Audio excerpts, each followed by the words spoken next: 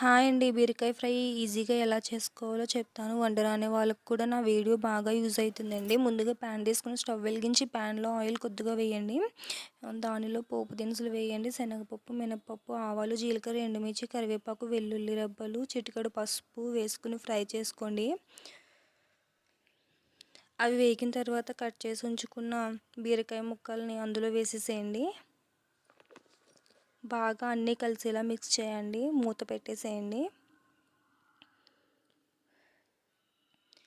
ఈ వీడియో వంట రాని వాళ్ళకి కూడా ఈ వీడియో చూసి ఈజీగా చేసేసుకోవచ్చండి. ఒక 5 మినిట్స్ తర్వాత ఓపెన్ చేసి కింద మాడిపోకుండా మళ్ళీ ఒకసారి కలపండి. అందులో సరిపడంత సాల్ట్ వేసేసి అంతా కలిపేసి మళ్ళీ మూత పెట్టేసేయండి. 5 to 10 మినిట్స్ లో ఫ్లేమ్లో పెట్టుకుని తర్వాత స్టవ్ ఆఫ్ చేసేసేయండి. అంతే, బీరకాయ ఫ్రై రెడీ అయిపోయిందండి. నా ఛానల్ని సబ్స్క్రైబ్ చేసుకోండి. థ్యాంక్ యూ అండి నా వీడియో చూస్తున్నందుకు. ప్లీజ్ అండి సపోర్ట్ చేయండి.